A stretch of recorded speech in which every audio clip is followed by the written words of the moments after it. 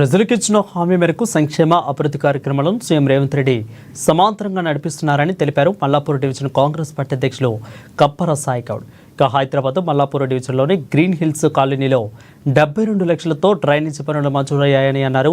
అభివృద్ధి పనులకు నిధులు మంజూరు కావడంతో సీఎం రేవంత్ రెడ్డికి చిత్రపటానికి పాలాభిషేకం చేశారు. ఉప్పల్ నియోజకవర్గాన్ని ఆదర్శవంతంగా తీర్చిదిద్దేందుకు పరమేశ్వరరెడ్డి అహర్నిశలు కృషి చేస్తున్నారని అన్నారు సాయి గౌడ్.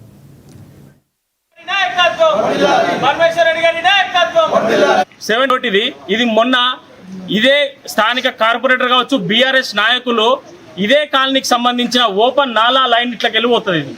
అసలు ఇది పోవాల్సిన లైను తిరుమల అపార్ట్మెంట్ లైన్ నుంచి పోవాల్సిన లైన్ ఇది తిప్పుకొని ఇంటికెళ్ళి తీసుకొచ్చినందుకు ఇవాళ ఆయన 3 బెడ్రూమ్ ప్లాట్లు ఉంటున్నాడు తిరుమల అపార్ట్మెంట్లో.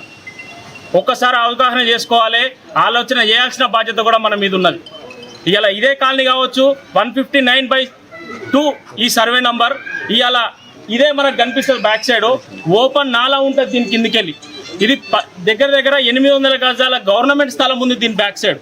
దాన్ని కూడా అది ఎవరికి తెలియకుండా ప్రభుత్వ ప్రతినిధులు కావచ్చు ప్రజాప్రతినిధులు బీఆర్ఎస్ ప్రభుత్వ నాయకులు దాన్ని మింగి ఇవాళ కాలనీని ఆగం చేసిన ఘనత ఇవాళ బీఆర్ఎస్ పార్టీకే చెందుతుంది.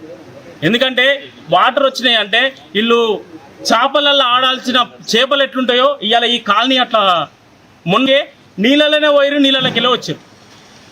ఇవాళ కాలనీని ఆగం చేసిన ఘనత బీఆర్ఎస్ పార్టీది. ఇప్పటికైనా గత 10 సంవత్సరాలు అందరి ఫలాలు ఏవైతే ఉన్నాయో అవన్నీ మేము అందజేస్తాం మా గవర్నమెంట్ తరఫున అని హామీ ఇచ్చి రేవంత్ రెడ్డి అన్న ఏదైతే ఆయన సహకారంతో ఈ కాలనీలు పలు కాలనీలు ఈ మల్లాపూర్ ఓల్డ్ విలేజ్ కూడా అన్న మీ కాలనీ వాళ్ళకు ఒక మాట చెప్తున్నా, ఎప్పుడైతే ఇగో పాత వాళ్ళు ఉన్నారు మన మల్లాపూర్లో పుట్టి పెరిగిన వాళ్ళు ఉన్నారు ఇక్కడ అన్న, మీరు చిన్నప్పటి నుంచి చూస్తున్నారు.